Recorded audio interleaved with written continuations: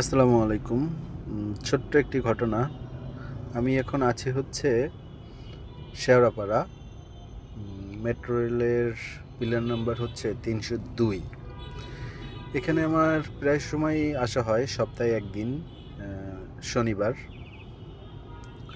তো কাজের ক্ষেত্রে এখানে আসা। আমি এর আগের শনিবার যখন এসেছি এইখানেতে, এই পিলার নাম্বার ৩০২-র ঠিক অপোজিটে উল্টা দিক থেকে অটোরিকশা এসে অপর একটি অটোরিকশাকে মেরে দেয়। তো ঘটনাস্থলে ওইখানে যাত্রী ছিল, অটোরিকশাওয়ালার কিছুই হয়নি। যাত্রী ছিল হাজব্যান্ড ওয়াইফ এবং সাথে একটা বাচ্চা।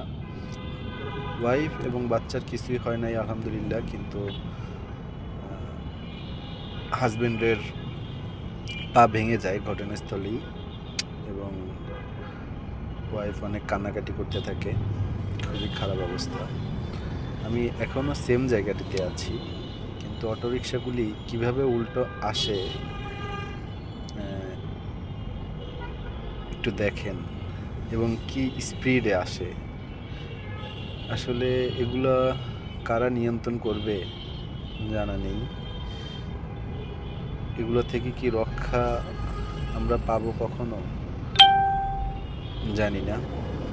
কবে শেষ হবে এই অটোরিকশার যন্ত্রণা, এবং এরা যে এতটা বেপরোয়া, এরা যে উল্টা আসে এবং তাদের ভিতরে একটু অনুশোচনা নাই। তাদের ভিতরে এতটুকু অনুশোচনা নাই যে আমি উল্টা যাচ্ছি, আমার ভুল হচ্ছে, কিংবা মানে একটু অনুশোচনা নিয়ে জিজ্ঞাসা করলে সে উল্টা আরও তেরামি করে।